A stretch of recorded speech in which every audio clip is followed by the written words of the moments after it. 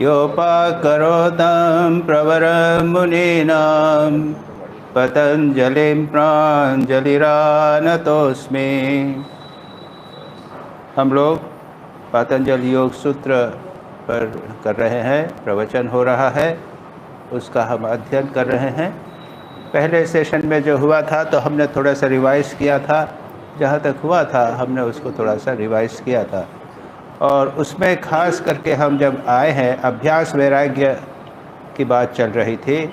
अभ्यास पूरी तरह बता दिया था और उसके बाद वैराग्य, पिछली बार मैंने वैराग्य को विस्तार से लिया था और उसमें मैंने कहा था, पतंजलि कहते हैं दृष्टानुश्रविक विषय वितृष्णस्य वशीकार संज्ञा वैराग्य। वैराग्य की परिभाषा में वो वशीकार कहते हैं और पिछली बार मैंने वशीकार किसे कहते हैं वो उसको विस्तार से मैंने समझाया था।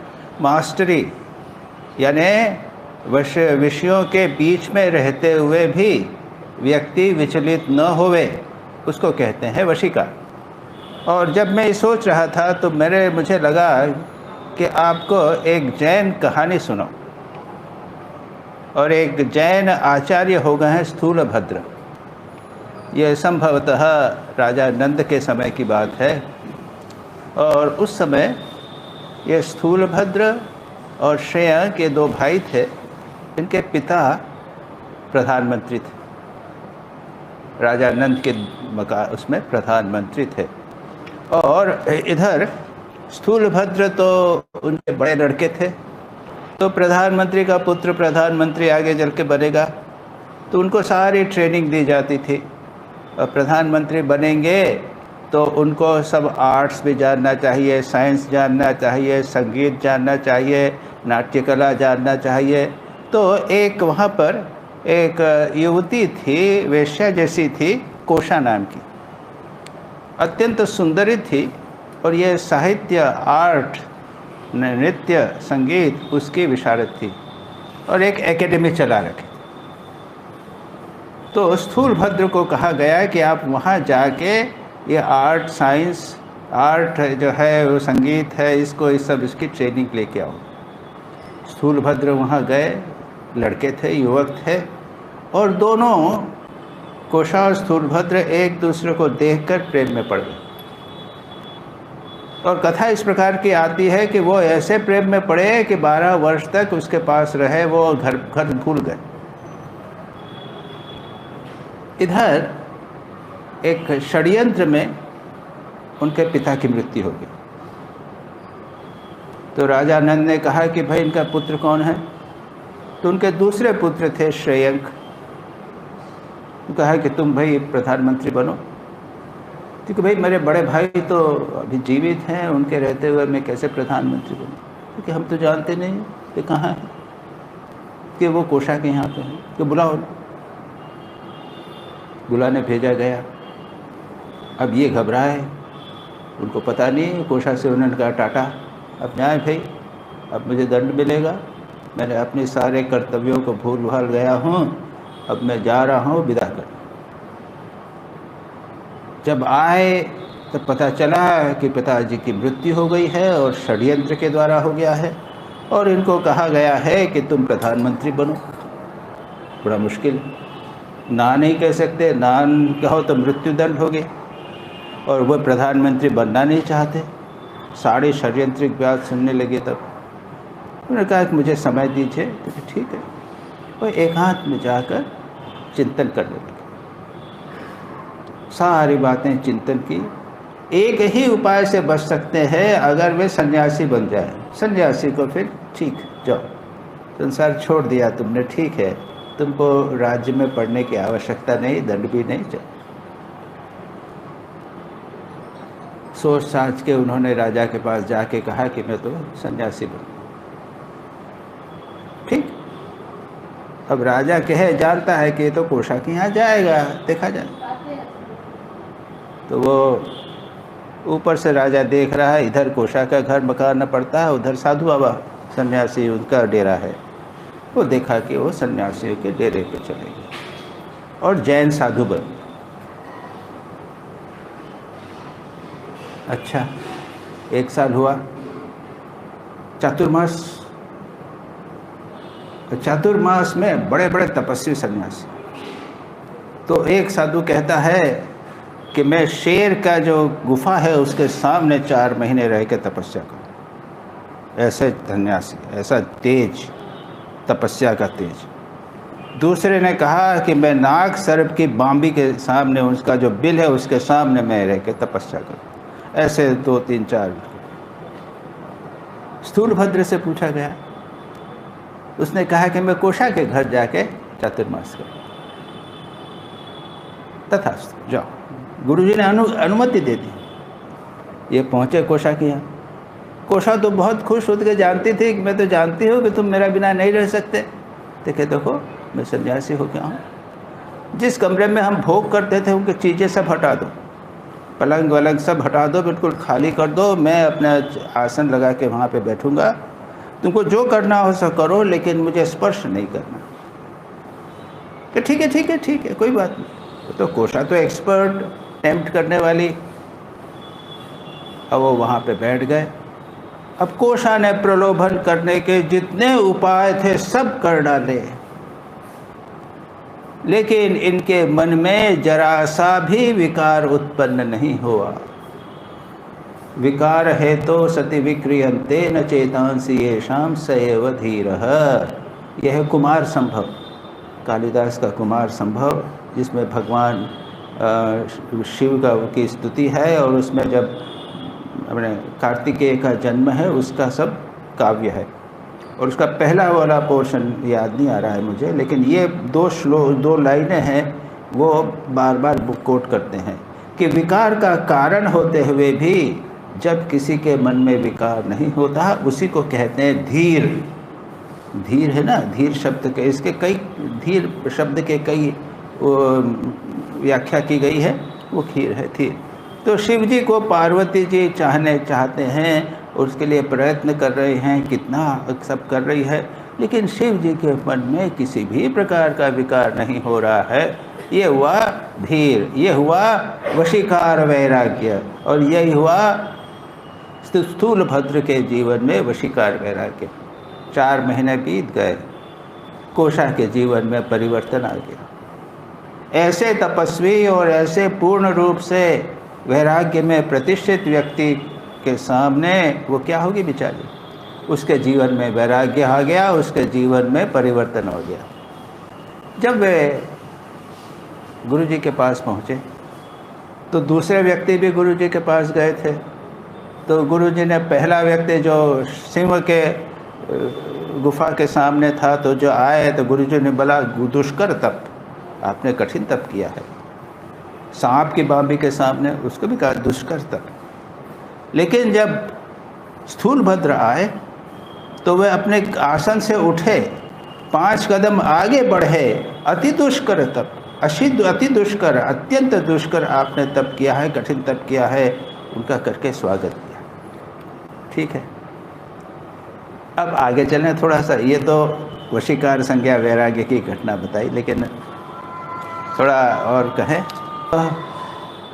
आगे क्या हुआ कि अगले साल तो एक तपस्वी जो काफ़ी सीनियर साधु थे, ये तो स्थूलभद्र जूनियर मोस्ट, साल भर हुआ था, एक होंगे 10-15 साल वाले, और शेर की गुफा के सामने रहे थे। तो जब सबको बोला गया तो उन्होंने कहा मैं कोशा के घर में जाके तपस्या करना चाहता हूँ। गुरु जी ने कहा मैं मना कर दिया, मैं नहीं परमिशन। हाँ,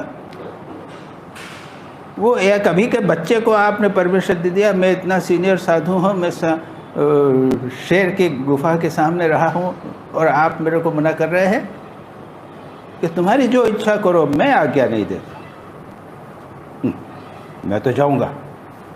ठीक है, तुम्हारी इच्छा। अब ये चले मज़ेदार कहानी है। कोशा के यहाँ कोशा समझ गई सारी बात, ये इनको ईर्ष्या हो गई है और ये इसलिए आए हैं। ठीक है महाराज, तो यहाँ मैं चातुर्मास करूँगा। महाराज ये तो चातुर्मास का स्थान नहीं है। नहीं, मैं यहाँ चातुर्मास करूँगा। अच्छा ठीक। उसने कमरे में रख दिया उनको, और खुद खाना नहीं ले जाती थी, किसी को भेज के जाती थी। वो उसके जीवन में परिवर्तित हो गया था, वो सन्यासी जैसा रहना चाहती थी। अब कुछ दिन तो चला, लेकिन ये कहने लगे कोशा को बुलाया, तुम क्यों नहीं आती हो खाना लेकर? अच्छा, उनको इंसल्ट लगा ना, वो ले जाने लगी, चुपचाप ले जाके दे दे। अब इनके मन में विकार आ गया और उन्होंने एक गलत प्रस्ताव कर दिया। तो कोशा ने कहा कि ठीक, इनको जरा ठीक करा जाए। उसने कहा देखिए, हम तो वेश्या हैं, अपना बिना पैसे के हम कुछ नहीं करते, आप हमको कुछ दीजिए तब हम आपका शरीर हमारा देंगे। कि मैं तो सन्यासी हूँ, मैं क्या करूँ? मैंने बताती हूँ क्या करना। अब कश्मीर में राजा जो है उसके पास एक रत्न कंबल है। रत्न कंबल यानी एक कंबल जिसके अंदर रत्न जड़े हुए। देखिए इतनी कॉस्टली चीज़ कि वहाँ आप लेके आके मुझे दे दीजिए तो मैं आपकी गुलाम हो जाऊंगी। अब ये इतने निर्लज्ज कश्मीर गए, और कश्मीर गए राजा से किसी तरह मांग के वो रत्न कंबल। राजा ने भी देखा कि अरे राम राम, ये तो अत्यंत घृणित आदमी है, इसको दे दो जो देना दे दो। और उसमें बहुत सारी कहानियां हैं बीच में कि वो जब लौट के आ रहे थे तो उन्होंने डाकुओं ने पकड़ा, और डाकुओं के पास में एक पक्षी था, तोता था या मैना थी, वो सब जानती थी, बोलती थी। तो उन्होंने क्या है, एक खाली लकड़ी थी, एक बांस जो अंदर से पोला बांस, उसके अंदर उसको कंबल को डाल रखा था जिससे कोई समझ न सके, और ले जा रहे थे। और वो चिड़िया ने लोड़ा, आस में कंबल, आस में कंबल, बांस में कंबल, बांस में कंबल। और डाकुओं ने पकड़ा, डांट लगाई, खोला, अरे ऐसी ऐसी बात सारी उन्होंने कही। अरे राम, इतना निर्लज्ज, इतना घृणित आदमी है, इसको क्या ले, छोड़ो जाने दो। ऐसा लेके कोशा के पास आया, कोशा ले आ गया, ले रत्न कंबल लेके आया। अच्छा आओ, कहाँ है, दिया। उसने क्या किया, उस रत्न में अपने पैर साफ किए और अत्यंत मूल्यवान, समझ लीजिए आप, रत्न चढ़ा हुआ, उसको लेके उसने गटर में फेंक दिया। अरे क्या कर रही है, इतनी मूल्यवान चीज़ है, इसको गटर में फेंक रही है? तुमको शर्म नहीं आती कि तुम्हारे ब्रह्मचर्य जैसे इतने मूल्यवान रत्न को तुम गटर में फेंक रहे हो? तब उनको आँख खुली, चेत हुआ, और फिर कोशा को माँ के रूप में, गुरु के रूप में प्रणाम करके गुरु के पास आए, प्रायश्चित किया, क्षमा मांगी, और उसके बाद जो प्रायश्चित होगा, उनको जो भी व्रत करने होंगे वो सब करके, और उसके बाद तो ये जैन कहानी बड़ी प्रसिद्ध कहानी है, और उसमें कहा है कि बड़े सावधान को, व्यक्ति को बहुत सावधान रहना चाहिए, अहंकार नहीं करना चाहिए, और बहुत बिरले रोग हैं जो वशीकार संज्ञा वैराग्य में प्रतिष्ठित होते हैं। इसके बाद में अगला सूत्र था, हमने थोड़ा सा देखा था, तत्परम पुरुष ख्यातेर गुण वैतृष्ण्यम। इसके बाद में जो दो प्रकार के वैराग्य है, अपर वैराग्य, निम्न वैराग्य, जो साधना के द्वारा प्राप्त होता है। और साधना क्या है वैराग्य की? विषय त्याग भी है, और सबसे महत्वपूर्ण है विचार। और पिछली बार हमने विचार की बात कही थी, कई प्रकार के विचार हैं। एकत्व विचार है कि एक वो राजा की, रानियों की चूड़ी वो एक रह गई, राजा उसको वैराग्य हो जाता है। भय भावना, संसार की समस्त वस्तुएं भय से पूर्ण है। सर्वम भयान्वितम भुविर्नाम वैराग्यमेवा भयम। ग्लानि भावना, संसार की वस्तुएं हैं, आपने कुछ बुरा काम किया तो ग्लानि होते, अरे राम राम, मैं मनुष्य होते हुए मैंने ये क्यों किया, ये शोभा, ये विषय भोगों में पड़ा रहना मुझे शोभा नहीं देता इत्यादि, मैं कितना पतित हो गया हूँ, इस प्रकार की भावनाएं, इसको ग्लानि भावना कहते हैं। और फिर संसार अनित्य है, क्षणभंगुर है, पाप भावना, पाप पुण्य की भावना, इस प्रकार से बहुत सारे प्रकार के विचार हैं। सच पूछा जाए तो अधिकांश ये व्यक्ति पर निर्भर करता है, सत्संग से निर्भर करता है। विषयों को लेते हुए भी विचार करना, जैसे सन्यासी लोग हैं वो क्या करते हैं, अगर खाना है तो सब मिला के खाते हैं, और खाना भी हो तो ज़बान से चारों ओर घुमाते नहीं हैं, एक तरफ खाते हैं, यानी स्वाद को त्याग करने का प्रयत्न करते हैं। और विचार करके देखें तो क्या है, स्वाद क्षण भर का तो है, उसके बाद समाप्त। उसमें इतना क्यों? अरे सारा संसार का जो है वो जिह्वा के ऊपर ही संसार के लोभ है। और श्लोक है जिसमें कहते हैं कि जीवोपस्थ परित्यागे, जिसने संसार जितना भी है, संसार के लोग हैं जो जिह्वा और उपस्थ पर ही आधारित हैं, उनका सारा जीवन जो है इन दो पर आधारित है। जिसने अगर दोनों को त्याग दिया तो फिर संसार की क्या आवश्यकता। तो अगर इस प्रकार का विचार किया जाए विषयों के संबंध में, नेत्रों से दिखने वाले संबंध, कर्णों से सुनने वाला, अरे सुना, इतने संगीत सुने हैं तो अब उसमें ही लगे हुए हैं, उसमें ही आप फंसे हुए हैं, क्या है? विचार करके देखा और कुछ नहीं। तो इस प्रकार की बहुत सारी भावनाएं हैं, उसके हम विस्तार में अब नहीं जाते, ठीक है। और उसके बाद में हमने जैसा कहा, पर वैराग्य कैसे होता है? जब परमात्म तत्व का साक्षात्कार होता है, ईश्वर दर्शन कहिए या आत्म दर्शन कहिए, परमात्म दर्शन कीजिए, उच्चतम अनुभूति होने पर संसार के तीनों गुणों से मन विरत हो जाता है। तत्परम पुरुष ख्यातेर गुण वैतृष्ण, गुणों के प्रति वितृष्णा। और वशीकार संज्ञा में तो विषयों से वितृष्णा होती है, यहाँ पर गुणों से, तीन गुणों से, सत्व रज और तम, इन तीनों गुणों से पूरी तरह वितृष्णा। और संसार की जितनी वस्तुएं हैं ये तीन गुणों से बनी हुई। अपने शरीर से पूर्ण रूप से वितृष्णा हो जाती है, संसार की और सारी वस्तुओं, किसी भी वस्तु के प्रति उसका मन नहीं जाता। क्यों? उसने तो परमात्मा तत्व का दर्शन कर लिया। जरा सोचिए, अगर भगवत दर्शन हो जावे तो फिर क्या बचता?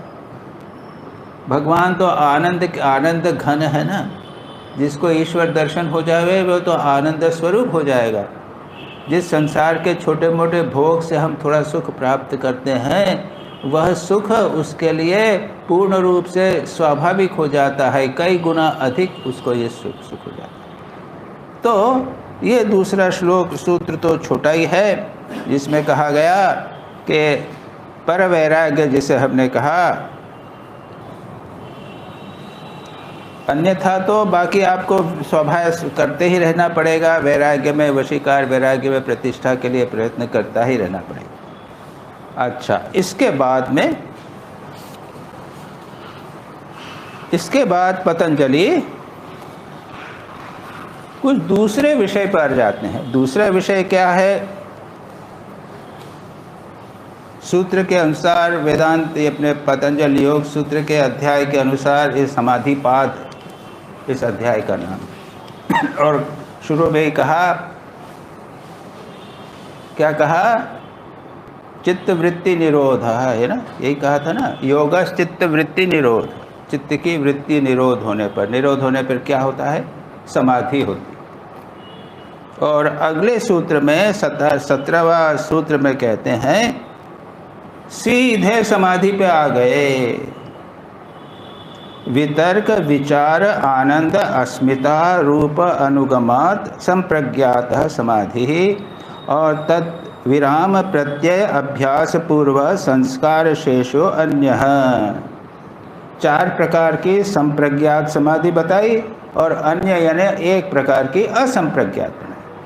अच्छा, थोड़ा इसको समझ लें, उसमें कोई घबराने की बात नहीं। समाधि तो हमको थोड़ा समझना चाहिए। क्यों? अरे ठाकुर तो समाधि ही हैं। ठाकुर समाधि के सिवा ठाकुर कोई है क्या? हमेशा समाधि में। मैं सोच रहा था ठाकुर के बारे में। समाधि का अर्थ क्या है? परमात्मा सत्ता में सदा विलीन रहना, isn't it?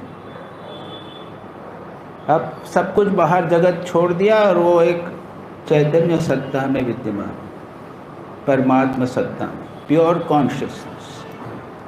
तो जब हम ठाकुर का चिंतन करते हैं तब हम परमात्मा का चिंतन करते हैं, क्योंकि ऊपर ठाकुर का थोड़ा सा है, एक थोड़ा सा रूप है, जरा सा दाढ़ी है, थोड़े हाथ पैर है, कपड़े पहने हुए, जरा से और कुछ नहीं। अरे राम थे तो मुकुट था, सुंदर रूप था, धनुष बाण था। कृष्ण थे तो बांसुरी थी, क्या मुकुट था, क्या क्या सुंदर सुंदर थे। यहाँ पे तो बाहर का सौंदर्य बिल्कुल नहीं, भीतर का है, भीतर केवल परमात्मा सत्ता, प्योर कॉन्शियसनेस। तो अगर हमको ध्यान करना है, चैतन्य का ध्यान, कॉन्शियसनेस का ध्यान करना, तो ठाकुर का ध्यान।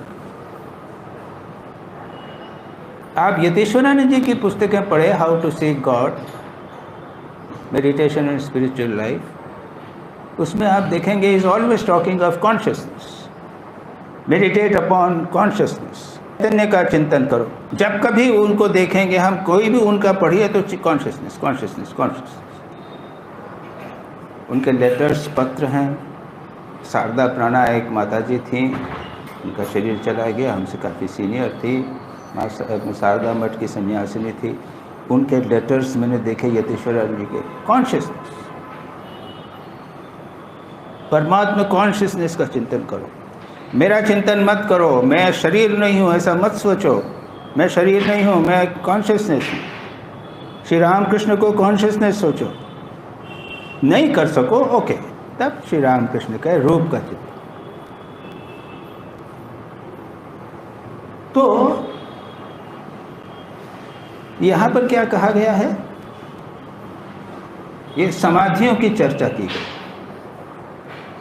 समाधि कैसे होती है?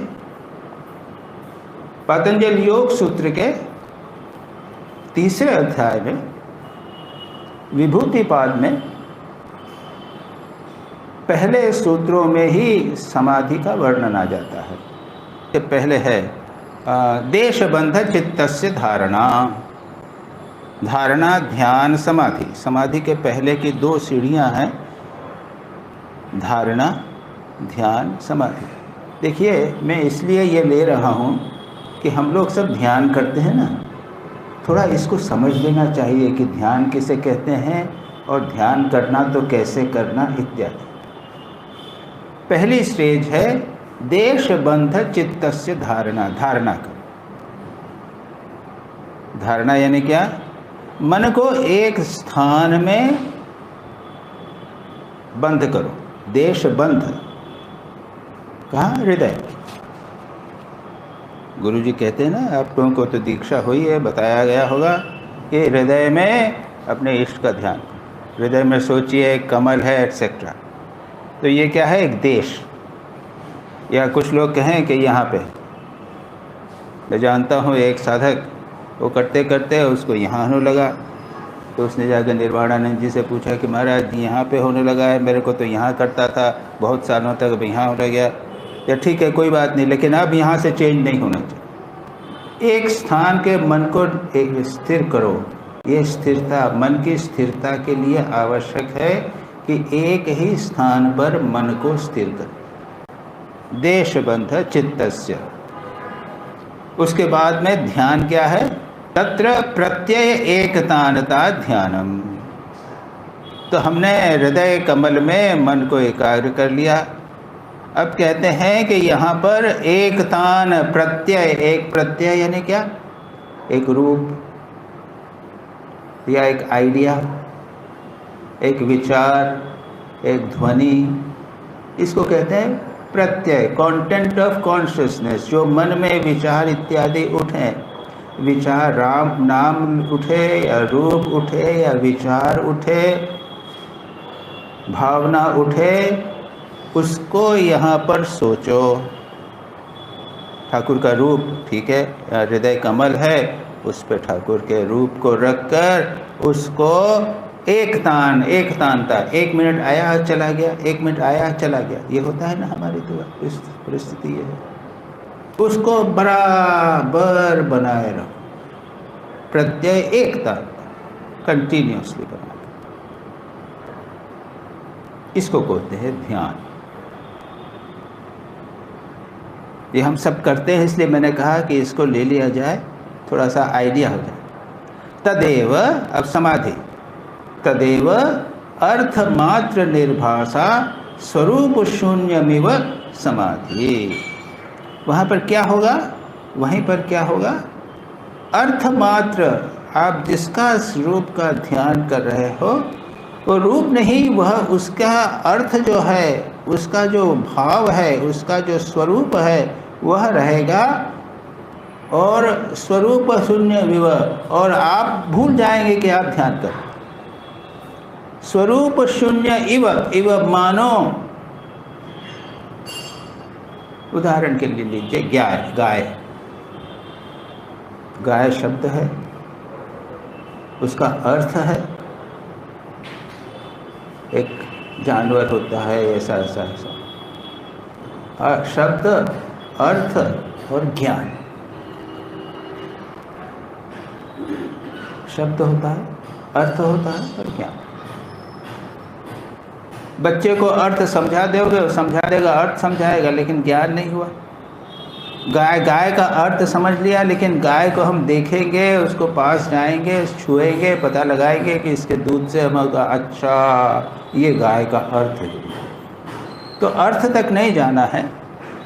यहाँ कहते हैं कि तदेव, यहाँ पर हमने हृदय में एक कमल पर रामकृष्ण को रूप लगा, और उसको कंटिन्यूसली उसको रामकृष्ण रामकृष्ण रामकृष्ण रामकृष्ण, एक ही रूप बराबर बना हुआ है। और अब क्या हुआ, अर्थ केवल रामकृष्ण रूप नहीं, रामकृष्ण का अर्थ क्या है, वह अर्थ रहेगा क्या, ये परमात्मा है, अवतार है। और स्वरूप शून्य, हम भूल जाएंगे, स्वरूप हमारा चला जाएगा, मानो वहाँ पर और कोई है नहीं, केवल वो चीज़ है, और उसको दृष्टा मात्र कोई है कि नहीं, रूप मात्र करने वाला कोई है कि नहीं, वो नहीं चल रहेगा, वह केवल वो रहेगा, उसको कहते हैं समाधि। अब भाई ये समझना बड़ा कठिन है, हम इतना है कि हम ध्यान तक समझते हैं। स्वामी विवेकानंद ने इसको तीनों को थोड़ा सा आसान कर दिया। क्या कहते हैं, 12 सेकंड तक अगर आपके मन में ठाकुर का रूप बना रहे तो वो धारणा हो, 12 सेकंड सिर्फ, और 12 इंटू 12 144 सेकंड, यानी 2 मिनट 24 सेकंड तक अगर आपका मन ठाकुर के रूप में बना रहे, इधर उधर नहीं जावे, तो यह हुआ एक ध्यान। करके देखिएगा, पता चलेगा कि 2 मिनट 24 सेकंड भी अपने इष्ट का कंटिन्यूस चिंतन करना कितना कठिन, हम लोगों का मन कितना चंचल है। और फिर उसमें भी 12 इंटू 12,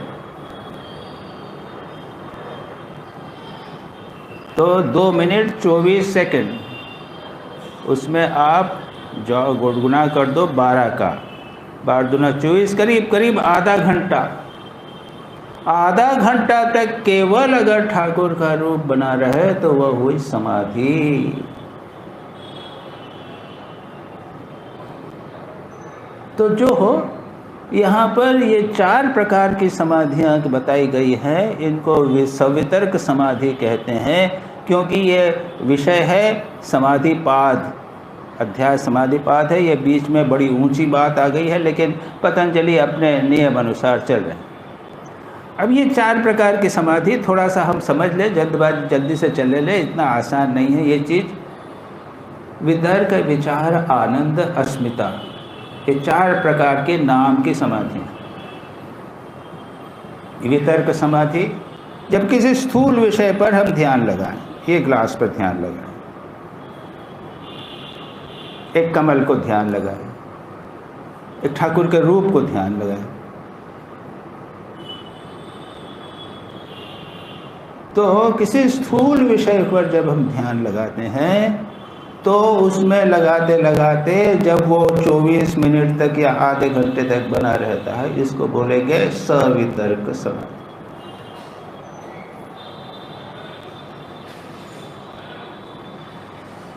गाय, घट, नीला, पीला, जहाँ स्थूल इंद्रियां जिनके द्वारा हम विषयों को प्राप्त करते हैं उनको। दूसरा है वितर्क के बाद है विचार समाधि। अब वो शास्त्रकारों ने बहुत सारे लिखा है, लेकिन सूक्ष्म विषय, मन में एक आइडिया, कृपा, शौर्य, वीर्य, धैर्य, दया, करुणा, ये आइडियाज, कंसेप्ट्स, इन पर ध्यान लगा। श्री रामकृष्ण ने कौन सा ध्यान लगाया था? शिव ज्ञान से जीव से, है ना? जीवे दया, जीवे दया, जीव पर दया, इस पर ठाकुर ने ध्यान लगाया और समाधि हो गई। ये कौन सी समाधि? ये सविचार समाधि। और एक नया आइडिया आ गया। जब समाधि होती है तो उस विषय के साथ आप एक हो जाते हो, नए ज्ञान की उत्पत्ति होती है। तो उन्होंने क्या कहा? शिव ज्ञान से जीव सेवा, दया की जगह सेवा हो। ये हो गया वितर्क, उसके बाद में विचार समाधि। तीसरा है आनंद समाधि। आनंद समाधि क्या है? मन पर ध्यान लगा, मन पर ये आइडिया से अभी हमने क्या किया, बाहर के विषय में लिया था, स्थूल विषय लिया था, सूक्ष्म विषय। जब मन को हम ध्यान का विषय बनावें, मन में क्या विचार हो रहा है या मन क्या चीज़ है, बड़ा कठिन है भाई समझना। यानी मान के आइडियाज़, मन में जो विचार हुए उसी के स्तर पर रहना, बाहरी विषयों से उसका संबंध न होवे, थॉट्स के ऊपर ध्यान करना, वो हुआ आनंदानुगत समाधि। और चौथी है अस्मिता, वितर्क, विचार, आनंद, अस्मिता, अहंकार, माय ईगो, मेरा अहंकार जो है उस पर मन को एकाग्र करना है। ये हुआ, उस पर जो समाधि होती है वह अस्मिता समाधि। बस अब इससे ज़्यादा नहीं जाना है। आप लोगों को समाधि हो गई तो बड़ी मुश्किल हो जाएगी। कम से कम पास में कोई हृदय राम रहे तो बात ठीक है, लेकिन कोई देखे ना तो होना चाहिए ना, तो कुछ हो जाए तो। पर इसके साथ जो दूसरा सूत्र है उसको लेना तो है कम से कम। तदेव विराम प्रत्यय अभ्यास पूर्व संस्कार शेषो अन्य। अन्य समाधि, इनको कहते हैं संप्रज्ञात समाधि। यहाँ पर प्रज्ञा है, मन में कुछ प्रत्यय है, प्रत्यय यानी कुछ आइडिया है मन के अंदर। लेकिन अगली समाधि जो है उसमें विराम प्रत्यय, प्रत्यय मैंने समझ लिया ना, मन में अगर जो विचार आइडिया होता है उसको प्रत्यय कहते हैं। विराम प्रत्यय नहीं। अब इतनी गहरी समाधि हो गई कि हमने रूप का ध्यान किया था, उससे समाधि हुई, अब रूप नहीं है, चला गया। विराम प्रत्यय अभ्यास के द्वारा बार बार बार बार करते करते करते करते एक स्थिति आती है कि जिसको हम ध्यान कर रहे हैं वो गायब हो जाए। लेकिन क्या बनता है? संस्कार बना रहता है। और ये संस्कार कहाँ बनता है? अचेतन मन में। कॉन्शियस माइंड में कोई प्रत्यय नहीं है, कॉन्शियस माइंड में कोई विचार नहीं है, चेतन मन में कोई विचार, कोई वृत्ति प्रवाह कंटिन्यूस इत्यादि नहीं है। ध्यान मानो चला गया है, क्या बचा हुआ है? संस्कार। इतने दिनों तक कंटिन्यूसली करते करते करते करते उसका संस्कार बन जाता है। आप सब जानते हैं संस्कार के बारे में।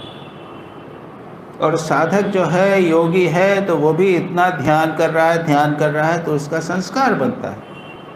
तो ऊपर विचार कुछ नहीं है मन में, लेकिन संस्कार बना हुआ है उसके अंदर। इसको कहते हैं असंप्रज्ञात समाधि। यानी प्रज्ञा यहाँ पर कॉन्शियस लेवल में कोई ज्ञान नहीं है, प्रज्ञा नहीं है। प्रज्ञा यानी विशेष ज्ञान। विशेष ज्ञान चेतन मन में नहीं है, लेकिन जो उसने अभ्यास किया है, भगवान का चिंतन किया है, रूप का चिंतन किया है, उसके संस्कार बने रहे। तो ये 5 प्रकार की समाधियाँ यहाँ पे बताते हैं। 4 प्रकार की संप्रज्ञात समाधि और 1 प्रकार की असंप्रज्ञात समाधि। अब 2 प्रकार के जल्दी से कर लेंगे उसको ही, क्योंकि ये भी हमारे विषय से अधिक समय वो नहीं लेता। 19 और 20 सूत्र। भव प्रत्ययो विदेह प्रकृति लयानाम श्रद्धा वीर्य स्मृति समाधि प्रज्ञा पूर्वकम इतरेश। 2 प्रकार के योगियों की बात की जाती है। एक क्या है? विदेह और प्रकृति लय। ऐसे योगी जो जन्म से उनमें कुछ एकाग्रता होती है, ध्यान हो जाता है, कुछ सिद्धियां हो जाती हैं,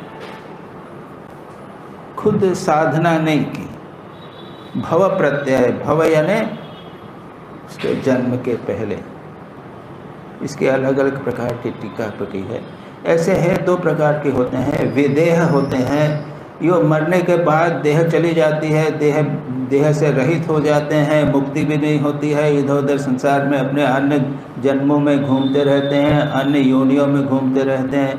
या दूसरे होते हैं वो प्रकृति लय हो जाते हैं, प्रकृति के साथ विलीन हो जाते हैं, लेकिन उनकी भी मुक्ति नहीं होती। तो ऐसे लोग होते हैं जो जन्म से कुछ सिद्धि विद्धि होती है, लेकिन उससे कुछ लाभ नहीं होता। पता नहीं, आप लोगों ने देखा होगा, सुना होगा, छोटे छोटे कई बार 5, 7, 8, 10 बरस के बच्चे प्रवचन देने लग जाते है ना। वो हम लोग ने क्या सरोज बाला करके एक थी, वो हमने उसको देखा था, छोटी खेलती रहती। जब प्रवचन करने बिठा दो उसको तो फटाफट ऐसा बढ़िया लेक्चर देती थी, और बड़ी हुई तो ख़त्म हो गई। तो पूर्व जन्म के संस्कार से, भव से कारण होगा, मान कहते हैं ना, कि उसे जन्म से हुआ, उसके बाद समाप्त। तो जो हो ये हुआ, ये भव प्रत्यय, ये 2 प्रकार के योगी हैं, ये किसी काम के नहीं। लेकिन दूसरे प्रकार के जो हैं इतरेशाम, वो क्या होता है? श्रद्धा वीर्य स्मृति समाधि प्रज्ञा पूर्वकम। इनमें ये साधन होते हैं। साधनों के द्वारा इन्होंने साधना करके योग में समाधि प्राप्त की होती। वो जन्म से नहीं होता, साधना से होता है। उनमें श्रद्धा होती है। अब श्रद्धा बड़ा विषय है, ये बहुत बड़ा विषय है। हम देखेंगे, अगर ले सकेंगे तो कभी लेंगे। फिर श्रद्धा किसे कहते हैं?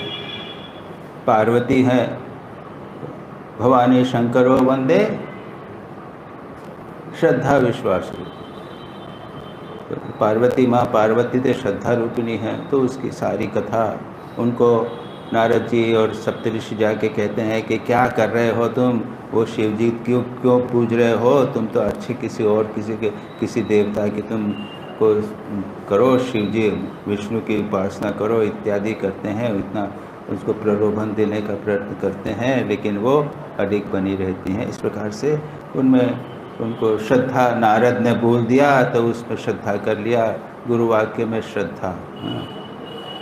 श्रद्धा की परिभाषा क्या है? शास्त्रस्य गुरुवाक्यस्य सत्य बुद्धि अवधारणम सा श्रद्धा निगद्यते यदा तत्वम अनुभूयते।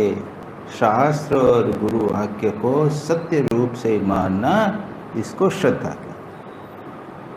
तो उसके एक बार श्रद्धा हो गई तो फिर डिगना नहीं, फिर वो उसके बाद में फिर संशय नहीं आना।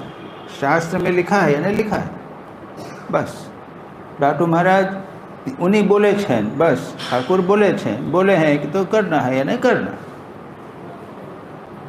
शाम को उठ के बैठना है, अरे बीमार हो तो नहीं बोलने, क्यों? उन्होंने कहा है, बस गुरुवाक्य और शास्त्र में लिखा है, तो शास्त्र में लिखा है तो करेंगे बस।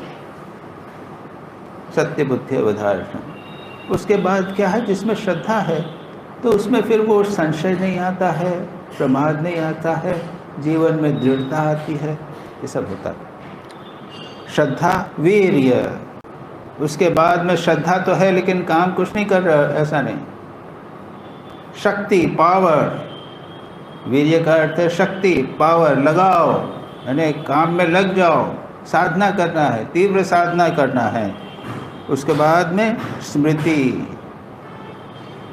जो गुरु ने कहा है, जो शास्त्र में पढ़ा है उसको याद रखना। जो कहा है शास्त्र में पढ़ा है उसको याद भी रखना है, और जो जीवन में गलतियां हुई है, उससे ठोकर खाई है, तो अब उसको याद रखो, बार बार मत करो। वो नहीं करेंगे, वो भूल जाएंगे। जीवन के लेसन्स जिसे कहते हैं ना, जीवन में हमने जो ज्ञान प्राप्त किया है, जीवन से हमने जो सीखा है, उसको याद रखना, उसको भी स्मृति कहते हैं। श्रद्धा, स्मृति, समाधि प्रज्ञा। समाधि प्रज्ञा एक साथ लेते हैं। समाधि प्रज्ञा का अर्थ है कि समाधि के लिए जो ज्ञान, एक विशेष प्रकार की मनस्थिति, उसको कहते हैं समाधि प्रज्ञा। जिन व्यक्तियों में ये चीज़ें होती हैं वे श्रेष्ठ प्रकार के योगी होते हैं। दूसरे हैं विदेह प्रकृति लया नाम, जो बिना इन सद्गुणों के बिना ही उनको थोड़ा समाधि हो गई, तो कुछ थोड़ा सा कुछ सुपर नेचुरल प्राप्त हो गया, बस कुछ खत्म हो जाता है। लेकिन ये जो लोग इनके इस प्रकार से साधना करते हैं, इन सद्गुणों के माध्यम से, वे इतरेशम, वे दूसरे प्रकार के श्रेष्ठ प्रकार के योगी। तो यहाँ तक कुछ आज हमने सूत्र कर डाले। इसके बाद में कुछ बहुत महत्वपूर्ण सूत्र आते हैं। तीव्र संवेगानाम आसन्नः, संवेग की बात आएगी, इंटेंसिटी की बात, व्याकुलता की बात आएगी, बहुत महत्व की बात। उसके बाद में ईश्वर प्रणिधान, भगवत भक्ति की बात आएगी। उसके बाद भगवान के नाम, तद जपः तद अर्थ भावनम, ये प्रसिद्ध सूत्र हैं, उसकी बात होगी। इसकी चर्चा हम अगली बार करें। योगेन चित्तस्य पदेन वाचां मलं शरीरस्य च वैद्यकेन योपाकरोतं प्रवरमुनीनां पतञ्जलिं प्राञ्जलिरानतोऽस्मि।